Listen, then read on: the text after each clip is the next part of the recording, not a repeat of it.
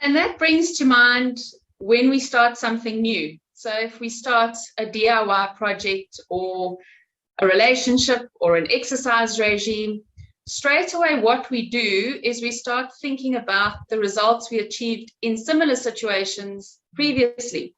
So I think about negative relationship experiences or DIY projects that went wrong or I didn't finish, or exercise regimes that I started that didn't really ever get into and didn't get the results that I wanted to because I stopped and I'm not happy with that. And we have that mindset. That's right, yes.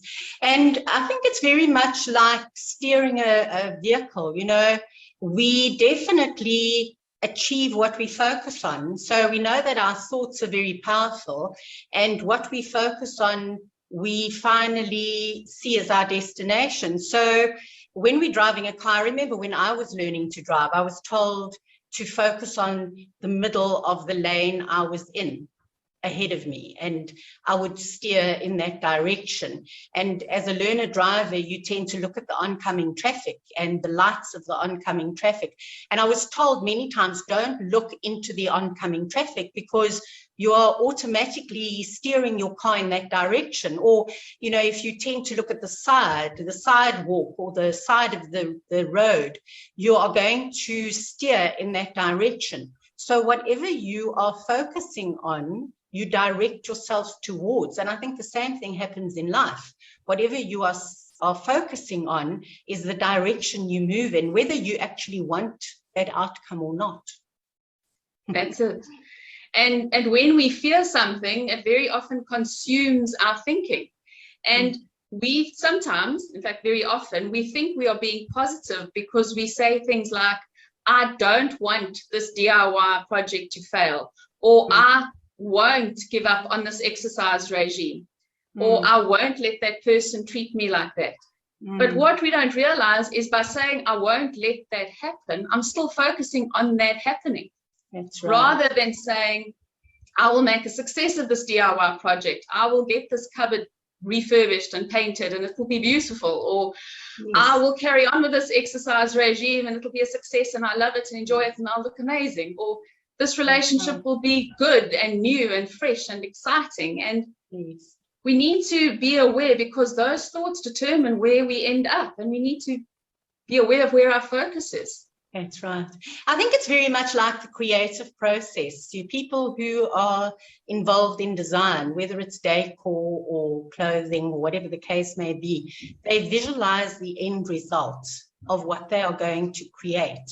And that is what takes them to that final result. They probably tweak and follow the creative process along the way, but ultimately they know that they are going to achieve something amazing.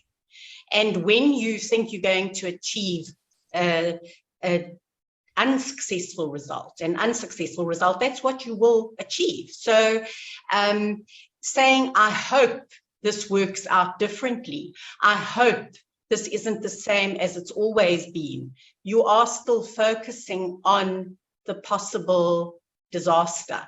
And I think, you know, even when we look at the workplace, if you are constantly overlooked, so if you're the kind of person who is often overlooked and nobody gives recognition to your skills and abilities and talents, and you've experienced this in a number of jobs, and you now start a new job and you say, in this one, I'm going to make sure that I am recognized because I don't want the same outcome that I've experienced in the past.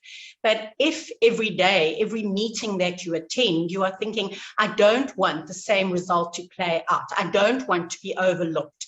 I don't want my skills to be unrecognized.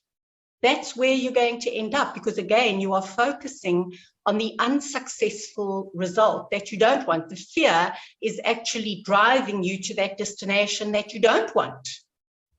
Exactly. And then we almost say, well, you see, I knew it was happening. It becomes that, that's right, that negative cycle. That's right. Yes. And it's actually too focused, if you think about it, or twofold. One is where our focus is. So what are we focusing on happening? Are we focusing on the result that we want? Or are we focusing on previous negative results that we've achieved? But we also, and this is often more challenging, need to look at habits, because the habits or our patterns in life influence the results that we achieve. So for example, if I always forget salt when I cook, and I never put salt on my food, and that's my habit, and every time I cook I forget, and then the food is bland and I think, oh no, I forgot the salt, but then the next time I do the same thing, I'm going to keep getting the same result. What I actually need to do is stop and say, I need to make a conscious decision to put salt into my food before the end of it, before it's finished cooking, because otherwise I'm just going to get the same result, even though I might try different recipes and I might say I want to make delicious food, and I need to look at why my food isn't delicious. That's right. So it's a case of changing patterns. We can't expect to, and we know this, we've heard this so many times in our lives, we've read it so many times, that we can't expect a different result if we put the same process into play. I think that it's about review and analysis. It's about saying, I need to stop and re-look at what I'm doing, what I want to achieve, and how I need to alter the process or the pattern. And we are such creatures of habit. So our patterns become our norm, and like we say, we can do them with our eyes closed. So we don't often think about it. And review and analysis means stopping and going inward, doing some introspection. And we are always so busy, so that most of the time we say that we don't have time for this review and analysis. There are so many deadlines in the day and so many things that have to be done. When do I sit and take that me time for review and analysis? Exactly. Yeah. And busyness doesn't always have to be work. Busyness can be staring at a screen and avoiding that self-analysis, because maybe we don't actually want to do it because we have a negative association or it's too challenging. So we find some other way of distracting ourselves. Even though we're not happy with the results that we're achieving, we still don't do that self-analysis. That's right. That's right. We're afraid to look inward because we don't always want to see the areas, or we don't want to be aware of the areas that need attention. We'd rather, it's avoidance. So we say, I'm too busy to go there. I think it's very much like tending a garden. I often think life is very much like tending a garden, because if you have an area of your garden that is really overgrown and needs attention, full of weeds, you need to start somewhere, and you're going to start by cutting back. And it's not something that you'll be able to do in an hour. It takes time. But you have a plan and you say, I'm going to start weeding and I'm going to start mowing and cutting back. And as you start to cut back and remove the weeds, you see the flowers, you see the blooms, you see the beauty of the garden, and it's a process. And the more work you put into it, the more you start to see that positive result. Perhaps you didn't work on that garden before, so it's a new pattern that you've had to put into play, working on that garden every day, clearing it out, watching it blossom.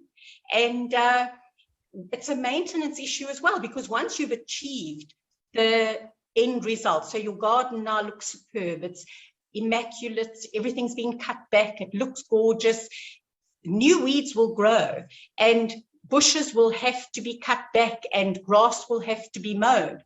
So it's an ongoing process, and that's what life is. It's a case of stepping back and reviewing and saying, what do I need to do differently? What do I need to tend to in order to achieve the result I desire? That's lovely. I like that analogy very much. And not to take it personally.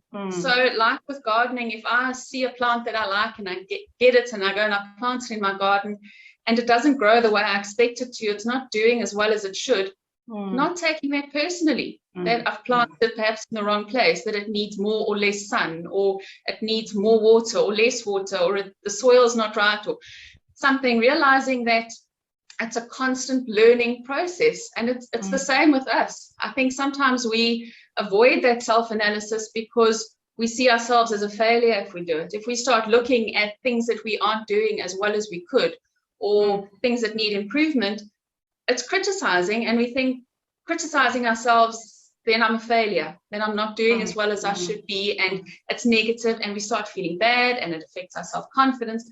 So we'd rather just focus on the areas that are good. So we become busy with the screens, and we avoid that. And I think we need to realize that it's not actually something to take personally, that it's actually, none of us are ever perfect. Like a garden, never perfect, and it requires attention. So do we. That's right. And that's actually, it's right, and it's good, and it's the way we are as humans. And that's what growth is all about. And that's what achieving new results, because even with that garden, I might get it to a perfect state and think it looks lovely. And next week, I might want to put in a new flower bed or plant a whole lot of plants that I've never planted before and try something new. So it's an exercise that continues. And through that, I achieve the blessing of the wonderful results. And that's what life is. It's an ongoing process of learning and visualizing and altering patterns to achieve the results that we want, rather than feeling like we're a failure because we don't achieve those results the first time, or even if we have had mishaps many times in a row and feeling like, oh, I'm always so bad at that, I'll never attempt it again. And then we give up. Instead of saying, well, I'm going to try again and I'm going to give it my best shot. And this time I'm going to focus on what I can achieve. And if it isn't ultimately all that I expected, well, you know what? I can work at it and I can keep on working at it until I achieve a better result, and not aim for perfection, but just for certain levels of success, because that gives us a sense of accomplishment and achievement, and that's what it's all about. So when we look at this fear that we have and how we so often produce the result that we fear the most, it really does come down to our thinking and our focus, and focusing on what we don't want, because often that materializes, as well as changing patterns that are common patterns to us in order to start producing new results. And being honest with the patterns, because we've got to be honest with ourselves and say, this is the situation. Absolutely, absolutely. Wow, thank you, Cara. That was superb. Thanks. If you enjoyed this video, please like and subscribe. We appreciate your support.